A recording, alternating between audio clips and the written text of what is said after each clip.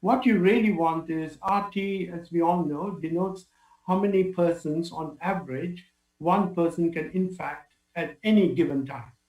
So if it's greater than one, it denotes that one person can infect more than one other person, meaning that the epidemic is sustainable. It's in sustainable community transmission state. So you want RT to be greater than one, not we, but the virus, so that the pandemic can establish and spread.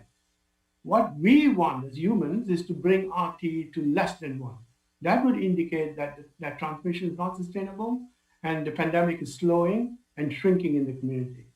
This is the dotted line here, the horizontal dotted line is the RT value of 1. And you can see over time, early on, RT was very high. And then the lockdown took place, it brought it down to below 1. And then slowly began to trundle upwards. And then you had the face mask mandates, in Tampa Bay area. Bars were closed. And then after a lag period, that brought RT down to below 1. And then when schools reopened, bars reopened, and then statewide reopening, slowly RT started inching upwards, above 1. And that's why we saw, if you go back, this phase, cases increasing because the reproductive number was greater than 1. Mm-hmm. And then with the vaccine rollout, from 15th of November, December onwards, after a lag, we're seeing, RT, dipping now below 1. And right now, the value is 0.906, and this is the confidence interval, zero point 0.9 from 0.889 to 0.0923, meaning it is below 1. So that is good news, and if you compare, this is the problem that I have. If you compare with the RT value that we estimated on the 4th of January, first week of January, the median value is 1.217, which was alarming at that point, but very quickly, even just in 3 weeks' time. And that is coinciding with the vaccines and this continuing social measures, you brought RT to below 1, which is really good news, but also a warning that things will change very quickly. So keep that in mind. And this is the longer term forecast. And here I'm forecasting infectious cases to the end of June 2021. And we're using current beta. Beta is the transmission rate. Now this combines any traces of the second variant as well. So this value here also takes into account if the second virus variant is spreading in Tampa, that will be incorporated in the value for beta, which we are estimating from data. And then we are also bringing in the vaccination rollouts. We are assuming that the first dose is about 50% effective, and then the second dose or the booster dose will be 95% effective. This is, more or less what Pfizer and the Moderna vaccines will provide. And we are also assuming that there's 100% vaccine acceptance. And then we're showing the forecast for varying social measures. The great news is, from this simulations, the third wave has occurred already during the first week of January. And this is for confirmed cases, and this is for daily infectious cases. This includes asymptomatic cases as well, which the model is predicting. And, in general, the rule of thumb is this will be twice the confirmed cases, which is what you're seeing if you look at the y-axis. And for both daily infectious cases and daily confirmed cases, what we are seeing, we have passed the peak of the third wave, and now we are in a declining phase. The black line is vaccination plus. Vaccination started, and we are modeling from middle of December onwards. Vaccination using the rates at which people are being vaccinated in Tampa Bay, plus maintaining the current social measures, which is about 35% protective. And you can see, we are now in a declining phase. We are entering, and this is the latest, on January 26th. We are just going down. This is a sustainable decline until end of June. Yeah. And this is really good news, although I will say I am cautiously optimistic because things can change rapidly. So we need to keep an eye.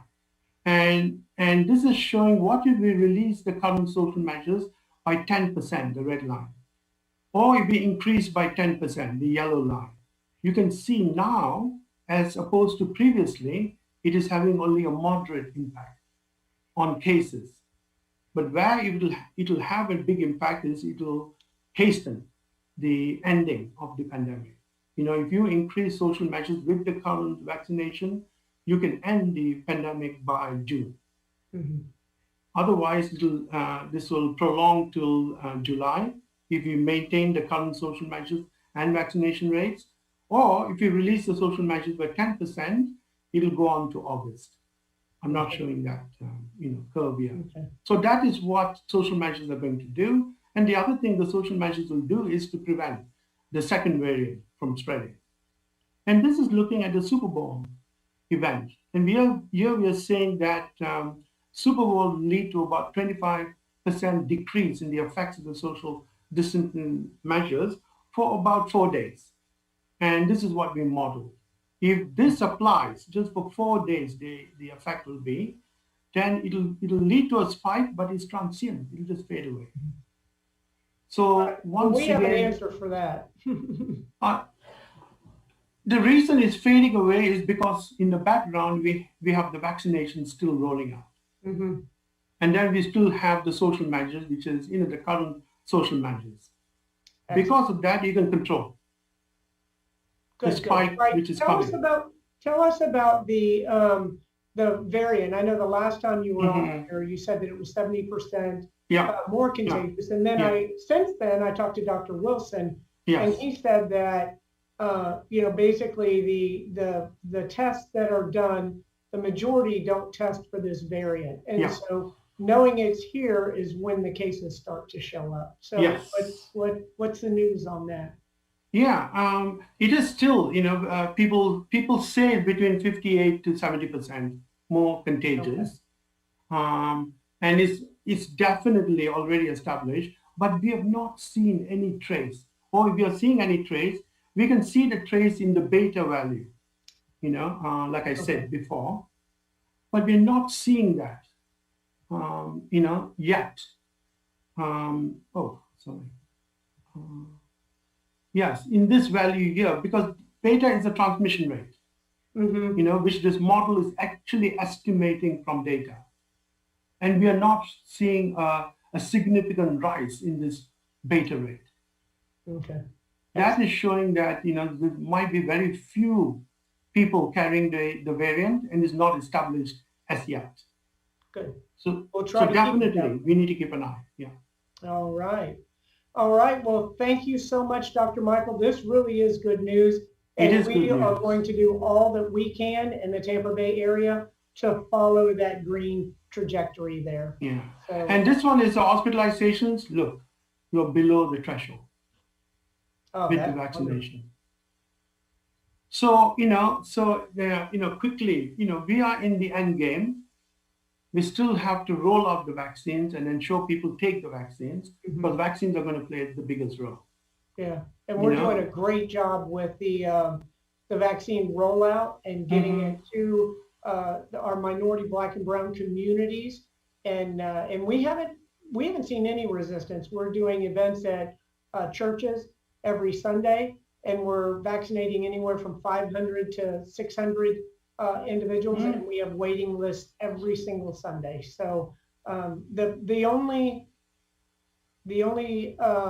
downside right now is the lack of vaccine yeah. availability, but we have the administration down, the processes, procedures, the locations, and so we're very, very excited about that.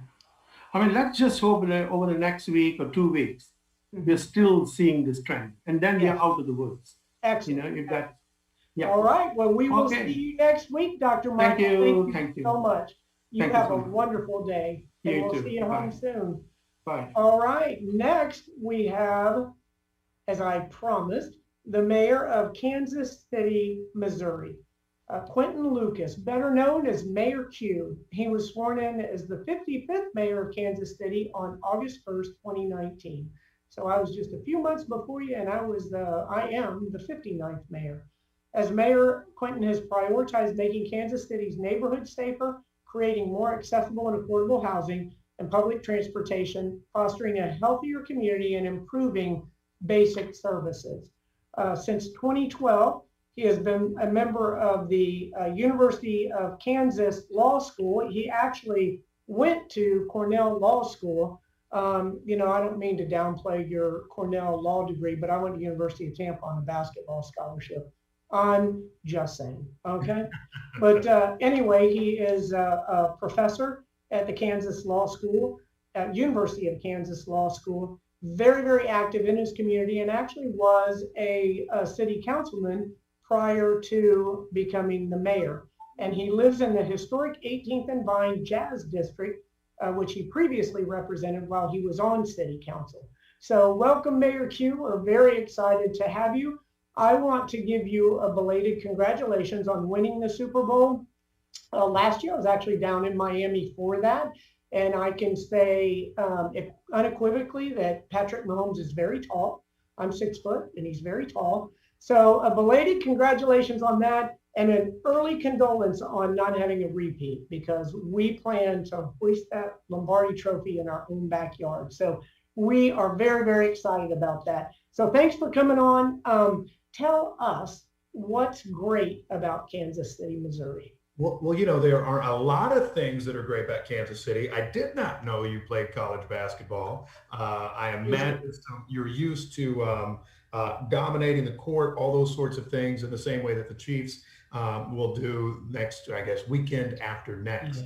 And I will say this, what's great about Kansas City? Well, you mentioned the 18th and Vine Jazz District where I live. Historically, we're known for great jazz, good music, great barbecue. It is a place of amazing culture. I encourage all of you in Tampa, when traveling becomes a bit more regular, to make it up. It's a little cold outside today, but those of us in the Midwest and the rest of the country enjoy 4 seasons. And here in Kansas City, sometimes you feel like you can get 4 seasons in one day, or at least several of them. But more than anything, it's a great place to be. Seemingly not that different than Tampa in some ways, excepting the weather is part of it.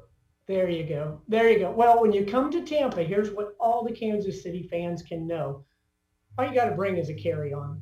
If you don't have to wear that heavy Michelin Man jacket to the airport, if you can leave that at home and run out to the Uber, all you got to bring sunscreen. That's a guarantee. You can bring shorts, t-shirts, and flip-flops, and your sunglasses. But most importantly, you got to bring your Kansas City mask, because we have a mask order in place, and we are extending that for a number of the outdoor areas that we know will be densely populated with Super Bowl fans.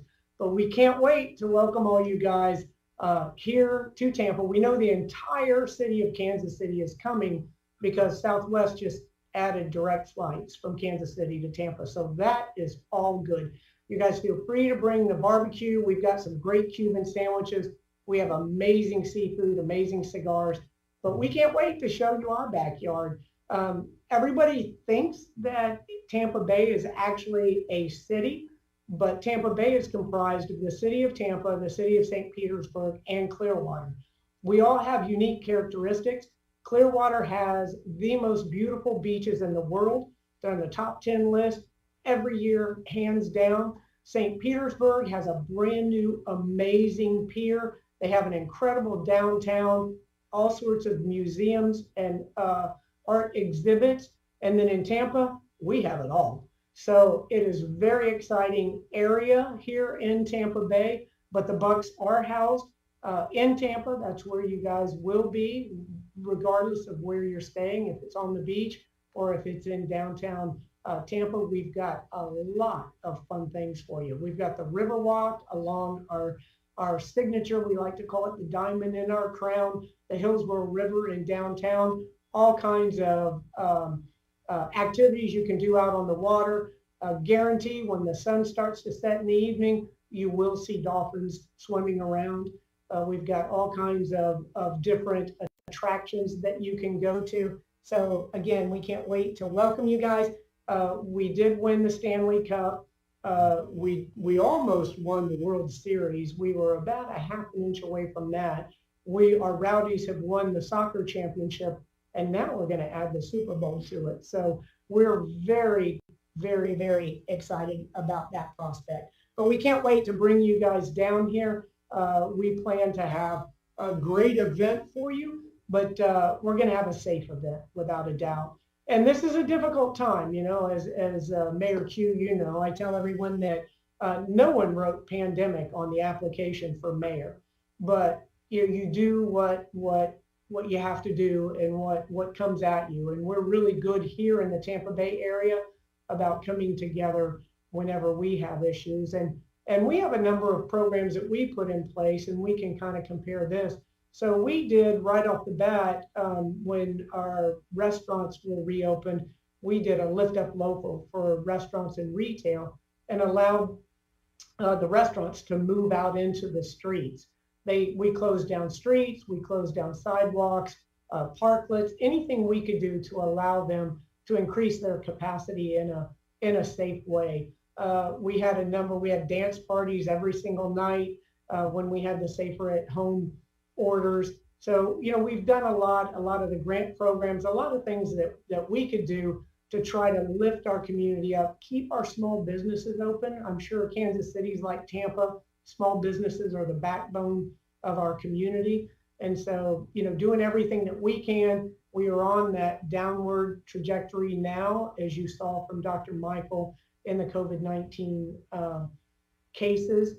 We are distributing as much vaccine as we can possibly get, but we're doing well down here. So tell us a little bit about how COVID-19 has affected your city and what you've done in response to that. Well, Mayor, I will tell you this. Since I became mayor in the second half of 2019, the Chiefs go win a Super Bowl in early 2020. So I thought for a while, oh my God, this is the greatest job of all time. Everybody likes me. Everybody's happy. They're out spending money and they're dancing in the streets. And the reality of our world changed a little bit in Kansas City. And I'm glad to hear that we're doing a lot of the same things. One was opening up our streets to more commerce, restaurants, drinks, all those sorts of things have been important. I will say this, something that many of you in Tampa may or may not know, right? With a good heater, you can really stay outside well into the cold weather months to the extent you ever have them. And even bald-headed dudes like me, chance to keep eating outside and all that. So we've built up a lot of that if you make it to Kansas City. In addition, we've had mask mandates for some time, which is, I've seen it, and Mayor, I think you'd see it the same way. It really has allowed us to reopen responsibly. It allows us to go to stores with some level of comfort. It allows us to do a lot more things. And that's why I am certain any Kansas Cityans who make it down to the Super Bowl will be coming with good behavior, following those rules, the social distancing, all the things that we would suggest. But another thing that I think is really particularly exciting is how we could create new opportunities for our small businesses. In a bet that I make with you at some point, I imagine we will make sure that either the food we're sending, the masks we're sending, everything under the sun has a lot of small business, really Kansas City themed elements to it. And that's how we can kind of get through this all together. Yes. Yeah, without a doubt. And we're going to, we'll have a bet here in the not too distant future. And we intend, one of the things for sure we're going to include in our package is some craft beer. So all of Kansas City will be able to drown their sorrows after we win the Super Bowl. Let me ask this though. Everybody was telling me from day one, they were like, all right, you're playing the Buccaneers, you got to bet cigars. So cigars are your thing, I guess. But you have a wonderful singing voice, Mayor. Do you get to partake in them often? Or? No, I don't do that. I don't. But it's funny. I just cut the ribbon on a cigar bar the other day. Historic church that has been repurposed, and it is a cigar bar, 3 stories, all huge outdoor courtyard. And we are Cigar Town. When your residents come to visit, we have historic tours of our downtown, our Central Avenue, which was the historic African American business district, and Ybor City, which was a tract of land that was given to a cigar maker, Ybor Martinez. and we have a number of historic cigar factories throughout the city of Tampa. Matter of fact, there's a cigar museum, J.C. Newman cigars, Arturo Fuente, all of the world-renowned cigar makers are here, and a lot of them still make cigars by hand. So it is a big deal here, but I'm not a smoker, so a lot of people really enjoy. If you enjoy a good cigar, I'll make sure you get some great ones. You know, the mayor right before me was a huge Scotch and cigar guy, so if I get some extras, I'll give them to him in exchange for him not getting to be a part of all these Super Bowls. So there you go. That sounds pretty fair there. So let's talk about what the Super Bowl is going to look like. So this will be our 5th time hosting a Super Bowl. There's only 3 other cities that have hosted more of those. And I know how much your team likes to visit Florida because you were in Miami last year. And I was down at that Super Bowl. Actually, I was a police officer in a prior life. I spent 31 years in the Tampa Police Department. And I worked all of the Super Bowls. I'd never been to a Super Bowl in my life until last year. And you do like the handoff to the next host. And so I went down for that one. And then this one will be actually the second Super Bowl that I will see. But clearly we aren't able to fill our entire stadium with, well over 70,000 screaming Tampa Bay fans. But what we are going to do in the NFL, my thought was let's fill the entire stadium with our heroes, our healthcare heroes, who have been working the front lines trying to save our communities from COVID-19, and those individuals that have had both their vaccinations. And so the NFL has given 7,500 tickets and I believe all the transportation. I hope I'm not misspeaking there. I'll get a lot of credit card receipts and requests from people that are coming down, but from all over the United States, from all of the different NFL teams, letting them come down and participate in the joy of Tampa Bay winning the Super Bowl. But I think that's just wonderful. So we'll have around 22,000 fans safely distanced in the Super Bowl. So we're very excited. We have events sanctioned, NFL sanctioned events. There's only a couple, and those are going to be very safe. They're going to be socially distanced, mask requirements, and they're all going to be timed as well so that everybody is going to be in a safe environment. So we're looking forward to it. I know you guys are too, but I don't know how well you guys are going to play in the sun, down here in the humidity. Clearly, our guys could play very well if you saw last week's game in the cold. And I do have to say, your defense stepped up. Awesome. After all of those unfortunate interceptions for y'all. I mean, you shut down Aaron Rodgers, all that sort of stuff. So I'm very impressed. I do want to say one thing about Kansas City, though. So we were proud to be the first team that welcomed back fans this year, the opening game of the season. I bumped into the NFL commissioner, Roger Goodell. I like to say I spoke to him, but he makes like $45 million a year more than me. There you go. I make like 20. But nevertheless, and when we talked about the reopening playing, and I am so proud of what we'll be seeing at the Super Bowl. I think the NFL really has been a leader in how you reopen events, how you can do some of these things. And it'll be fun to see down in Tampa in a little while. And, what a fascinating thing that you all get home field advantage. I know. It's going to be kind of a cool wrinkle. As I've learned from our stadium's opening capacity, having 20,000 people in there can make a heck of a difference. It's not usual, but, players hear it. So our Chiefs fans will just come and be extra loud. Good. There you go. They'll have to bring their megaphones with them. But I have to agree with you. The NFL has been incredible with these events.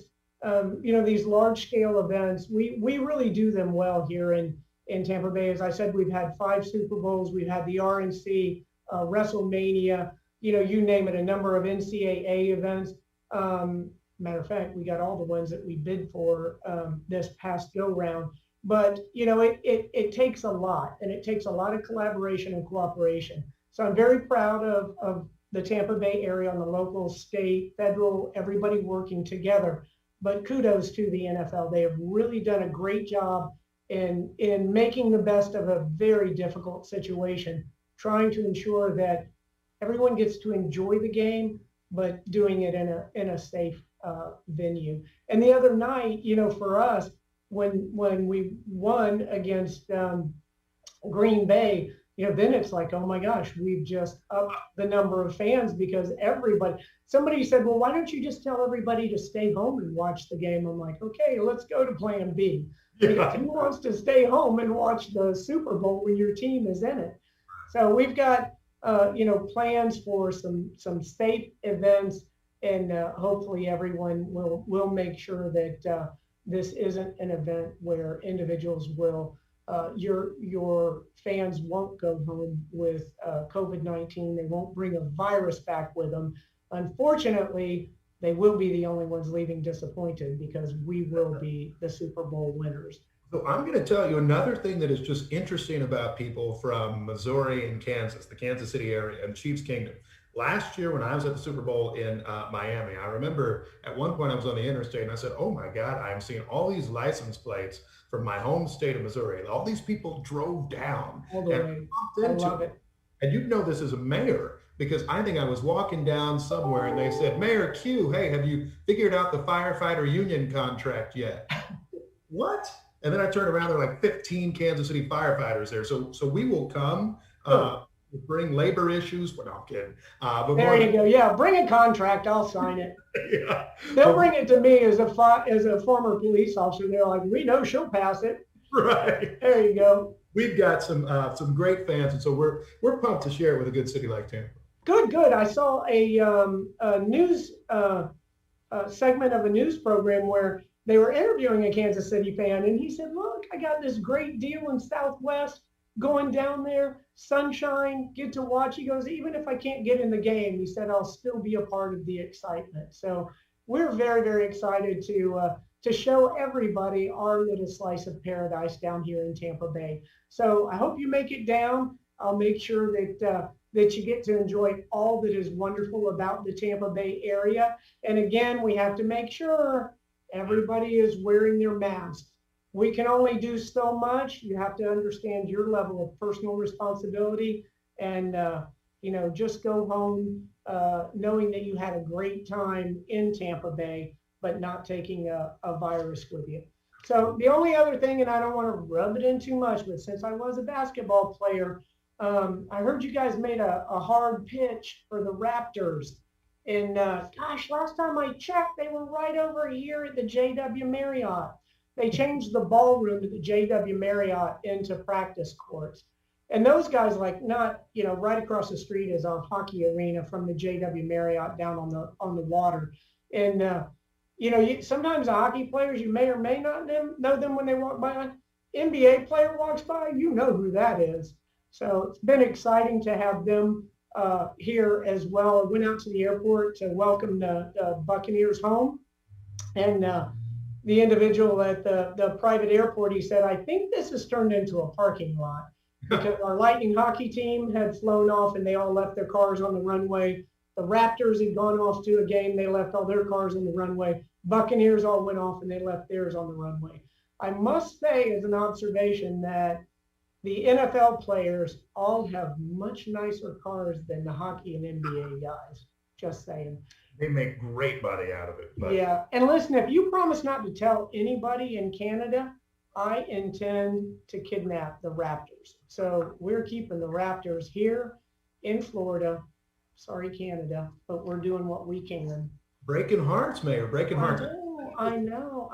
It's like the elbow. We are getting it on. So we thank you very much. I hope, go ahead. No. I'll say this briefly about the Raptors situation. Great work by Tampa. You certainly are a wonderful host. I think it's because of different issues with time zone, shorter travel, all that sort of stuff. Kansas City will have an NBA team. We will plan to win there, as we've done in football and in baseball somewhat recently, although I also know the Rays had a good run. And, yes, they did. More than anything, I think that we're two great sports towns, two great sports mayors. So I got to come down. And, there you go. You'll beat me in a game of pickup basketball. I'll just give you that. But maybe. Yeah. Well, you just have to remember I'm 61 years old. So You know, what I'll have to do is use the wisdom as opposed to the youth. So I'll just think some 3-pointers from way out, although I did play center. And so long ago, they didn't have 3-pointers, so there's a big difference. But you're right. 2 wonderful towns. Can't wait to welcome you down here. And we're just excited. We are so excited about the Super Bowl, not only being in our backyard, but making history, the first home team to play, and then hopefully the first home team to hoist that Lombardi trophy. We are in anticipation. We are currently expanding our trophy show. So just saying. But anyway, can't wait to welcome you and all the Kansas City fans down here for an incredible sporting event. So thank you, Mayor Q. I really do appreciate it. Let's see, we got a couple of questions from the media. So Charlie Frago from the Tampa Bay Times was asking about, turning the Super Bowl, the NFL event into COVID-19 spreading event. And as I said, we're doing everything that we can. We are passing an additional mask order that will require masks outdoors in those areas that we expect to be densely populated with Super Bowl fans. The Super Bowl has the 2 sanctioned events, concerts in Curtis Dixon Park, and they are going to broadcast those concerts on the Sykes building downtown, on the Marriott Waterside, and maybe other places as well, so that individuals will be able to spread out and enjoy the music and won't have to physically be in Curtis Dixon Park, because again, they're going to limit the number of people in that park so that they can safely distance from each other. And then the NFL experience, that is all time sanctioned and also limited to a certain number of individuals during those specific times. So I think they might be at capacity for the NFL experience, but if not, go on and check it out. It's free, and you can go in there and throw the ball like Tom Brady's going to throw it in the Super Bowl win. You can kick, punt, run, whatever you'd like to do in a safe atmosphere. So we are doing all we can to make sure that everybody stays safe during the Super Bowl, that everybody enjoys the Tampa Bay Buccaneers win on Sunday in the Super Bowl, but you have to do your part and you have to wear your mask whenever you are out in the public and you can't social distance from others. And there's going to be specific areas, outdoor areas, where there's going to be a mask mandate. All right, we'll keep you all posted on that. Remember to text 888, text SBLV to 888-777 for Super Bowl updates in real time. Can't wait to see you guys on Super Bowl Sunday. Please, please be safe. Thank you all and God bless.